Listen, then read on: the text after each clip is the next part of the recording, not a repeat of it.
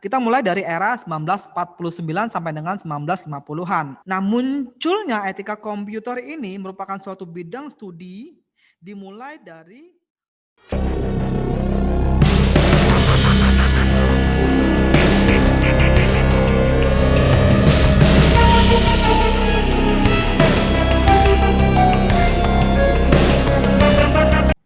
Assalamualaikum warahmatullahi wabarakatuh. Welcome back to my channel Erlangga Zildian. Seperti biasa, kita akan membahas seputar etika komputer. Hari ini kita akan membahas tentang sejarah dan perkembangan etika komputer seperti apa. Pada sebelumnya sudah kita bahas bahwasanya perkembangan teknologi yang terjadi pada kehidupan manusia, pada kehidupan kita, itu memberikan banyak dampak perubahan tentang cara atau pola pikir manusia, baik dalam usaha pemecahan suatu masalah, perencanaan sesuatu, maupun dalam suatu pengambilan keputusan. Perubahan yang terjadi pada pola pikir kita ini merupakan salah satu akibat adanya perkembangan teknologi. Sedikit banyak ini pun akan berpengaruh terhadap pelaksanaan dan cara pandang kita terhadap etika dan norma-norma yang berlaku di kehidupan kita. Nah, pada hari ini kita akan menelusuri sejarah dari etika komputer. Sesuai dengan awal penemuan teknologi komputer yaitu di era 1940-an, ini pun merupakan perkembangan etika yang dimulai dari era penemuan teknologi komputer. Nah, kita akan telusuri, akan kupas habis dari era-era ya. Kita mulai dari era sesuai dengan penemuan teknologi komputer yaitu di era 1940-an. Etika pun mengiringi perkembangan itu sendiri. Kita mulai dari era 1949 sampai dengan 1950-an. Nah, munculnya etika komputer ini merupakan suatu bidang studi dimulai dari pekerjaan dari Profesor Norbert Wiener, di mana Profesor Norbert Wiener ini membantu mengembangkan suatu meriam anti pesawat yang mampu menembak jatuh sebuah pesawat tempur yang melintas di atas meriam itu, yaitu terjadi pada Perang Dunia Kedua. Perkembangan teknologi ini dari tahun ke tahun pada akhirnya menciptakan sebuah cyber etik atau disebut dengan The Science of Information Feedback System dengan konsep mengkombinasikan komputer digital. Semakin canggih teknologi, itu pun akan membawa dampak yang sangat yang membawa dampak sangat banyak untuk perkembangan kehidupan manusia. Pada tahun 1948, dengan segala macam proses yang terjadi sebelumnya, Profesor Norbert menerbitkan sebuah buku yaitu Cyber Ethics, Control and Communication in the Animal and the Machine, yaitu tahun 1948, yang isinya bahwasanya menjelaskan bahwa mesin komputer modern itu pada prinsipnya merupakan sistem jaringan saraf tiruan yang juga merupakan peranti kendali otomatis. Nah, dalam pemanfaatan mesin tersebut, manusia akan dihadapkan pada pengaruh sosial tentang arti pentingnya teknologi itu sendiri yang ternyata selain membawa dampak kebaikan, ternyata sekaligus juga membawa malapetaka. Nah, oleh sebab itu penggunaan teknologi ini benar-benar harus di-manage dengan baik supaya tidak menimbulkan banyak dampak kerugian yang terjadi pada manusia itu sendiri. Profesor Norbert Wiener juga menyampaikan pandangannya bahwa pengintegrasian teknologi komputer dalam kehidupan manusia itu akan menimbulkan revolusi industri yang kedua, di mana dapat membawa perubahan yang terjadi secara radikal. Ini merupakan suatu pekerjaan besar bagi manusia, bagi pelaku teknologi di dalam untuk memperhatikan keanekaragaman tugas dan tantangan tersebut. Di mana tantangannya yaitu para pekerja harus dengan adanya kombinasi pengimplementasian teknologi dalam kehidupan manusia, maka semua pihak harus benar-benar mempertimbangkan ini semua. Mulai dari para pekerja harus melakukan penyesuaian dalam pekerjaannya karena dampak dari pengintegrasian teknologi tadi. Terus dari pemerintah juga seperti itu, pemerintah harus menetapkan peraturan dan hukum baru karena sebelumnya nggak ada, tiba-tiba sudah ada, berarti otomatis harus menyesuaikan dengan peraturan baru. Di dunia bisnis dan industri harus menciptakan kebijakan baru dalam prakteknya. Organisasi profesional harus mengembangkan kode etik yang baru untuk anggotanya karena adanya implementasi teknologi tersebut. Para sarjana sosiologi dan psikologi pun harus belajar dan memahami gejala sosial dan psikologis baru akibat adanya pengintegrasian teknologi ke dalam kehidupan manusia. Termasuk ahli filsafat pun harus memikirkan kembali konsep-konsep etika yang telah ada. Harus benar-benar dipikirkan ulang seperti apa dampak yang terjadi. Semua itu harus bekerja sama untuk menjaga atas dampak yang terjadi karena mengimplementasi teknologi ke dalam kehidupan manusia. Ingat, era 1940 sampai dengan 1950 itu cikal bakal lahirnya teknologi itu diawali oleh pekerjaan dari Profesor Norbert Wiener, di mana beliau membantu mengembangkan suatu meriam anti pesawat yang mampu menembak jatuh sebuah pesawat tempur yang melintas di atasnya. Beda dengan yang konvensional. Kalau konvensional mungkin masih banyak yang melenceng-melenceng, tapi kalau sudah di-combine dengan teknologi komputer, itu miss meleset tuh akan sedikit berkurang gitu kan, dan dampaknya sangat luar biasa. Bayangkan kalau misalnya pas semua nembaknya, otomatis banyak korban yang meninggal. Maka harus dikembangkan yang namanya etika dalam penggunaan teknologi komputer. Nah, yang kedua yaitu tahun era 1960-an. Nah, kalau di era sebelumnya ada Profesor Norbert Wiener, nah kalau di era 1960-an tuh ada Don Parker dari SRI International Menlo Park, California. Don Parker ini melakukan berbagai riset untuk menguji penggunaan komputer. Dia meneruskan yang sebelumnya, that when people enter the computer center, they left their ethic at the door. Menyatakan bahwasanya yang menjadi titik tolak penelitiannya bahwasanya ketika orang-orang masuk ke pusat komputer, mereka akan meninggalkan etika mereka di ambang pintu. Maksudnya seperti apa sih? Ya, maksudnya adalah ini lebih menjurus kepada kejahatan-kejahatan komputer dan aktivitas lain yang menurut Don Parker tidak pantas dilakukan oleh para profesional komputer. Dalam perkembangannya, Don Parker menerbitkan buku yaitu Rule of Ethics in Information Processing atau peraturan tentang etika dalam pengolahan informasi. Perlu teman-teman juga ketahui bahwasanya Don Parker itu adalah pelopor kode etik profesi bagi profesional di bidang komputer yang ditandai dengan ditunjuknya Don Parker untuk memimpin pengembangan kode etik profesional yang pertama kali dilakukan untuk ACM, Association for Computer Machinery, yaitu tahun 1968. Ya, 1960 ada Don Parker yang mengungkapkan bahwasanya ketika manusia itu masuk ke dalam pusat komputer, maka mereka akan meninggalkan etika mereka di ambang pintu. Maksudnya adalah kalau orang udah masuk ke komputer, berhubungan dengan teknologi, mereka akan menghalalkan segala cara.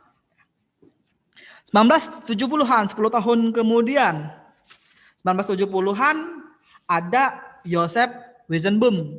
Ya, Weizenbaum, bener nggak bacanya? Siapa sih beliau ini? Beliau ini adalah ilmuwan komputer yang berasal dari MIT Boston, di mana Joseph ini menciptakan suatu program komputer yang disebut dengan ELIZA. Nah, tahun 1970-an itu ditandai dengan lahirnya program komputer yaitu ELIZA.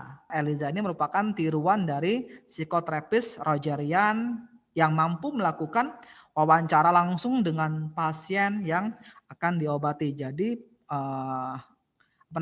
keilmuan dari seorang dokter itu diimplementasikan ke dalam program komputer, di mana konsultasinya nggak langsung ke dokter tapi lewat program komputer yang disebut dengan ELIZA. Temuan dari Joseph Weizenbaum ini sebenarnya mengejutkan banyak pihak, di mana beberapa dokter jiwa itu melihatnya sebagai bukti bahwa komputer itu akan melakukan otomatisasi psikoterapi. Bahkan para sarjana-sarjana komputer MIT secara emosional terlibat dengan komputer, berbagi pikiran tentang hal tersebut, yang mengakibatkan suatu gagasan yang muncul, yaitu model pengolahan informasi tentang manusia yang akan datang dan hubungannya antara manusia dengan mesin. Nah, perkembangan etika komputer ini juga diwarnai dengan karya dari Walter Manner. Ya, ini tampilan dari ELIZA tadi seperti ini contohnya. Please type in all cap. What's your name, dear? Amit jawabnya gitu kan. Kita ketik Amit gitu. ELIZA menjawab, Hi, I'm ELIZA. What do you want to talk about? Amit jawab, Can I talk about my problem? ELIZA jawab, Sure gitu kan. Ini zaman dulu ya. Zaman dulu udah canggih banget ini gitu kan. Udah canggih banget ya bisa ini. Kalau sekarang kan udah banyak sekali dipakai yang disebut dengan apa ya, kayak Autobot boleh juga gitu kan, tapi ini bukan Autobot sih. Kalau ini gimana ya, termasuk Autobot juga kali ya. Jadi antara pasien dengan dokter itu tidak berkomunikasi langsung, tapi lewat perantara, yaitu program yang namanya program komputer ELIZA, di mana ELIZA tadi adalah merupakan sebuah program, sebuah tiruan dari psikoterapis Rogerian yang dapat melakukan wawancara dengan pasien yang akan diobati oleh si dokter. 1970-an ini merupakan cikal bakal lahirnya etika komputer. Ya, kalau yang sebelum-sebelumnya itu hanya sekedar masih awal-awal muncul, kalau yang ini sudah mulai tahun 1970-an itu sudah bisa dibilang patokan munculnya istilah etika komputer. 10 tahun kemudian, yaitu era 1980-an, di mana teknologi itu sudah banyak digunakan. Seiring waktu, penerapan teknologi ini pun membawa banyak permasalahan. Wajar ya karena awal-awal kan seperti itu. Konsekuensinya banyak berhubungan dengan konsekuensi sosial dan teknologi informasi yang etis, menjadi suatu isu publik di Amerika dan Eropa. Dan hal-hal yang sering dibahas adalah computer enable crime, atau disebut dengan kejahatan komputer. Tentang apa?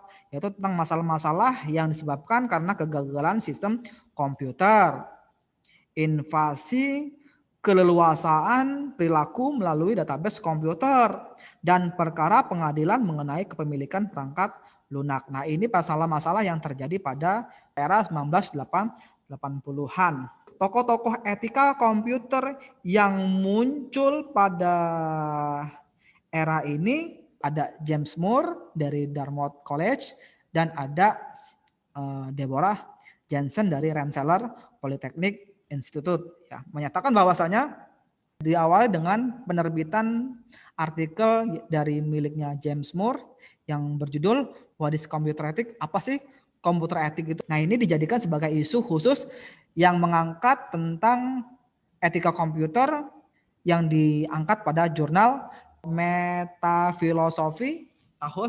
1985. Nah, selain James Moore pada era 1980-an yang mengangkat tentang etika komputer, ada Deborah Jensen dari Rensselaer Polytechnic Institute menerbitkan buku teks yang berjudul Computer Ethics tahun 1995, menjadi sebagai buku teks pertama yang digunakan lebih dari 1 dekade dalam bidang etika komputer. 10 tahun kemudian sampai dengan saat ini, yaitu tahun era 1990-an sampai dengan 2021, berbagai macam pelatihan tentang etika yang dilakukan di universitas, pusat riset, konferensi, jurnal, buku teks, artikel, yang dimana itu semua menunjukkan suatu keanekaragaman yang luas tentang topik di bidang etika komputer, ya, dimana ini semua membahas tentang etika komputer. Para ahli komputer di Inggris, ada Polandia, Belanda, Italia, semuanya menyelenggarakan etikom merupakan tindak lanjut rangkaian konferensi yang dipimpin oleh Simon Rogerson yang mengangkat tentang tema etika komputer. Bagaimana etika komputer itu harus digunakan, bagaimana etika komputer itu harus diterapkan dalam kehidupan sehari-hari. Ada juga konferensi besar tentang etika komputer yang diberi nama CP yang dipimpin oleh Jeroen van Hoven, juga membahas tentang bagaimana etika komputer itu harus digunakan, bagaimana penerapan etika komputer gitu dan sebagainya. Di Australia ada riset yang terbesar etika komputer yang dipimpin oleh Chris Simpson dan Johannes Beckett. Nah, berkat jasa dan kontribusi dari pemikiran yang brilian dari para ilmuwan di bidang etika komputer, dimulai dari Profesor Robert Wiener, Don Farquhar, Joseph Weizenbaum, sampai kepada Rogerson, yang pada akhirnya mendefinisikan bahwa etika komputer itu menjadi salah satu bidang ilmu utama pada banyak pusat dan riset dan perguruan tinggi di dunia yang akan terus berkembang mengikuti perkembangan komputer itu sendiri. Zaman dulu dengan zaman sekarang itu beda. Ya, dulu mungkin yang dibahas hanya seputar itu saja, tapi kalau sekarang makin kompleks sesuai dengan perkembangan komputer itu sendiri. Ini adalah tokoh-tokoh yang mempelopori adanya etika komputer. Bayangkan kalau misalnya saat ini kita nggak ada yang namanya etika komputer, mau jadi apa? Bakal banyak banget kriminal-kriminal yang berhubungan dengan teknologi yang akan terjadi di dunia. Kita pelajari lagi 1945 sampai 1949 sampai dengan 50-an ada Profesor Norbert Wiener, ya, yaitu berasal dari MIT. Tadi apa? Diawali dengan pekerjaannya yaitu membantu pengembangan meriam anti pesawat yang dikombinasikan dengan teknologi komputer. Tahun kemudian ada Don Farquhar tahun 1960-an ya, dari Sri International Menlo Park, Californian. Ya. Terus ada lagi 1960-an ada James Weizenbaum dan Walter Manner. 1980-an ada James Moore, Dartmouth College. 1990-an sampai dengan sekarang itu ada Donald Gottenbaum, Kate Miller, Simon Rogerson, Dian Martin, dan lain sebagainya. Nah, gimana dengan etika komputer yang terjadi di Indonesia? Ya. Nah, etika yang terjadi di Indonesia, etika di bidang komputer berkembang menjadi kurikulum wajib yang dilakukan oleh hampir semua perguruan tinggi di bidang komputer di Indonesia. Jadi, etika komputer di Indonesia itu menjadi suatu mata kuliah kurikulum wajib yang harus dipelajari oleh seluruh universitas yang ada di Indonesia. Berikutnya kita lihat pandangan cakupan dari etika komputer dari beberapa para ahli pemikir yang sebelumnya. Kita mulai dari Walter Manner. Ya, ketika memutuskan untuk menggunakan istilah etika komputer pada pertengahan tahun 1970-an, Walter Manner menggambarkan bidang etika komputer ini sebagai bidang ilmu yang menguji permasalahan etis yang menjengkelkan yang diciptakan oleh teknologi komputer. Mengapa Walter Manner berpendapat seperti itu? Karena permasalahan etis sebelumnya sudah ada, sudah ribet, ditambah lagi diperburuk oleh munculnya komputer yang menimbulkan permasalahan baru sebagai akibat penerapan teknologi informasi. Makanya disebut sangat menjengkelkan. Yang sebelumnya dia belum selesai, ini ditambah lagi yang baru, permasalahan baru akibat adanya penerapan teknologi informasi. Yang kedua, ada Deborah Jensen tahun 1985. Beliau mengatakan bahwasanya menggambarkan bidang cakupan etika komputer ini merupakan suatu studi tentang cara yang ditempuh oleh komputer memiliki standar moral baru yang memaksa kita sebagai penggunanya untuk menerapkan norma-norma baru juga di dalam dunia yang belum dipetakan. Kita dipaksa untuk menerapkan norma-norma baru yang harus kita taati dalam penggunaan teknologi. Berbeda dengan Walter Manner. Walter Manner mengatakan bahwasanya tidak percaya bahwa komputer itu menciptakan permasalahan moral baru secara keseluruhan. Bagi Walter Manner, komputer itu merupakan sebuah new twist ke isu-isu etis sebelumnya yang telah ada. James Moore ini mendefinisikan bahwa dalam artikelnya yaitu What is Computer Ethics atau apakah etika komputer itu menyebutkan bahwasanya etika komputer itu merupakan suatu bidang yang lebih luas cakupannya dibandingkan dengan yang didefinisikan oleh Walter Manner maupun Jensen. James Moore ini mengatakan bahwasanya menggambarkan etika komputer itu sebagai bidang yang terkait dengan polisi vakum dan konseptual model atau biasa disebut dengan kebijakan ruang hampa dan konseptual yang campur aduk, konseptual yang campur aduk mengenai aspek sosial dan penggunaan secara etis tentang teknologi informasi. Kenapa disebut dengan polis vakum? Kita bayangkan polis vakum, kalau kita lihat vakum itu kan nggak ada pijakan, dia bisa terbang kemana-mana, jadi masih ngambang-ngambang gitu kan. Sementara konseptual model, konsepnya yang masih kayak mie, campur aduk mengenai aspek sosialnya seperti apa, aspek penggunaan teknologi informasi seperti apa, itu belum jelas, masih campur aduk. Tahun 1985, James Moore mengatakan bahwa etika komputer itu merupakan masalah khas dalam etika komputer yang muncul karena adanya suatu kebijakan yang belum jelas tentang bagaimana teknologi komputer itu harus digunakan. Wajar, tahun 1985. Teknologi komputer itu sebenarnya memiliki sifat revolusioner menurut James Moore. Karena teknologi komputer atau teknokom itu memiliki logically malleable. Ya, logically malleable. Kenapa disebut dengan logically malleable? Teknologi komputer itu bisa melakukan aktivitas apapun dalam membantu tugas manusia. Komputer disebut dengan logically malleable karena bisa melakukan aktivitas apapun dalam membantu tugas manusia. Hal ini terjadi karena komputer bekerja menggunakan suatu logika pemrograman yang tentunya yang bisa dibuat oleh para programmernya. Nah, tergantung dengan para programmernya. Kalau logika programmernya tersebut terhubung di mana-mana, sehingga potensi aplikasi teknologi komputer tampak tiada habisnya. Komputer merupakan suatu alat yang universal. Tentu saja batas komputer adalah seberapa besar batas dari kreativitas manusia itu sendiri. Semakin tinggi kreativitas manusia, maka teknologi komputer pun akan semakin berkembang. Kalau kita lihat gambaran seperti ini adalah dua tahap revolusi komputer menurut James Moore, yaitu diawali dari pengenalan teknologi dulu, baru masuk ke tahapan penyebaran teknologi. Kita nggak bisa menyebarin teknologi dulu sebelum mengenalkan teknologi. Jadi kita kalau misal teman-teman mau mengembangkan sebuah teknologi, memperkenalkan sesuatu, itu wajib teman-teman memperkenalkan teknologinya dulu, baru menyebarkan teknologinya. Jangan tiba-tiba menyebarkan tanpa memperkenalkan. Perkenalkan dulu teknologinya, baru sebarkan ke dunia pendidikan, sebarkan ke pekerjaan, sebarkan ke industri, sebarkan ke keuangan, sebarkan ke berbagai macam bidang.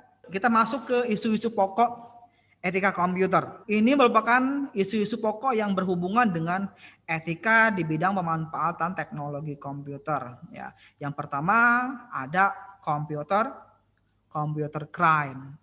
Apa itu computer crime? Menurut Andi Hamzah tahun 1989 mengatakan bahwa computer crime itu adalah kejahatan yang ditimbulkan karena penggunaan komputer secara ilegal, penggunaan komputer secara tidak sah. Mulai dari yang ringan, contohnya penyebaran virus, spam email. Apa sih spam email? Spam email itu salah satunya misalnya ngirim email yang berulang-ulang, ngirim email yang bersama berulang-ulang, atau mengirimkan email tanpa subjek, itu juga termasuk bilang spam email, sampai ke penyadapan transmisi dan lain sebagainya. Dari yang ringan sampai ke kejahatan yang berat, misalnya pencurian melalui internet atau carding, melumpuhkan target sehingga target tidak dapat memberikan layanan lagi, atau bisa disebut dengan DOS, denial of service dan lain sebagainya.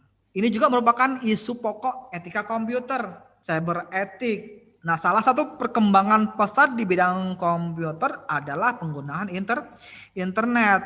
Akronimnya adalah interconnection networking. Apaan sih internet itu, Pak? Ya, maksud saya rasa teman-teman udah paham semua, yaitu suatu jaringan yang menghubungkan komputer di seluruh dunia tanpa dibatasi oleh jumlah unit menjadi satu jaringan yang bisa saling mengakses. Harus dipahami bahwasanya pengguna internet itu berasal dari berbagai negara ya teman-teman, yang mungkin saja memiliki budaya, memiliki bahasa, memiliki adat istiadat yang berbeda-beda. Nah, di samping itu juga pengguna internet ini mungkin merupakan orang-orang yang hidup dalam dunia anonymous, yang tidak memiliki keharusan harus menunjukkan identitas asli dalam berinteraksi. Cyber ethic itu merupakan studi filsafat mengenai jaringan komputer yang mengarahkan perilaku pengguna dan jaringan komputer yang terprogram untuk melakukan tugasnya serta bagaimana hal itu mempengaruhi kehidupan individu dan lingkungannya. Maka di sini etika dalam internet itu sangat dibutuhkan. Suatu aturan tak tertulis, cyber ethic itu adalah suatu aturan yang tidak tertulis yang dikenal di dunia IT. Suatu nilai-nilai yang disepakati bersama untuk dipatuhi dalam interaksi antar pengguna teknologi komputer. Nah, semua ini semua hal ini semua membuat kita tidak saling mengenal dalam arti kata yang sesungguhnya, bahwa bahkan satu penghuni dunia maya mungkin tidak akan pernah bertatap muka dengan penghuni lainnya. Sementara itu, munculnya berbagai layanan dan fasilitas yang diberikan dalam internet memungkinkan seseorang untuk bertindak tidak etis. Nah, permasalahan tersebut menuntut adanya aturan dan prinsip dalam melakukan komunikasi via internet. Maka dibutuhkan suatu etika dalam berinternet, etika dalam berselancar. Banyak kasus-kasus yang yang bisa kita lihat contoh-contohnya. Ini juga merupakan isu-isu pokok etika komputer, yaitu e-commerce. E-commerce itu sistem perdagangan yang menggunakan mekanisme elektronik yang ada di jaringan internet. Isu-isu pokok etika komputer yang terjadi di e-commerce itu permasalahannya yang pertama adalah ini menyangkut tentang prinsip-prinsip hukum, prinsip-prinsip yuridiksi dalam bertransaksi. Ya, ini isu pokoknya tentang prinsip hukumnya seperti apa. Terus permasalahan kontrak dalam transaksi elektronik seperti apa.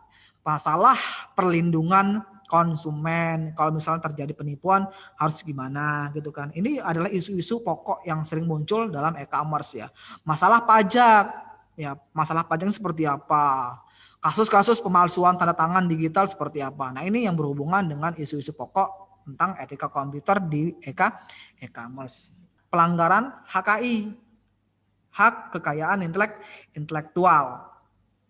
Pelanggaran HKI ini banyak sekali contohnya, antara lain pembajakan perangkat lunak, pembajakan software ya, atau ada lagi shoplifting, yaitu pemakaian lisensi yang melebihi kapasitas pengguna yang seharusnya. Misalnya hanya untuk 100 orang, ini bisa dijebol menjadi 102 orang atau lebih gitu kan. Itu contoh pelanggaran HKI. Terus ada lagi penjualan CD-ROM ilegal gitu kan, dan lain sebagainya. Penyewaan perangkat lunak yang ilegal itu merupakan pelanggaran hak kekayaan intelektual ya. Menurut survei dari Business Software Alliance BSE tahun 2001, saya belum sempat mengupgrade ya, masih menggunakan hasil survei yang tahun 20 tahun yang lalu ya.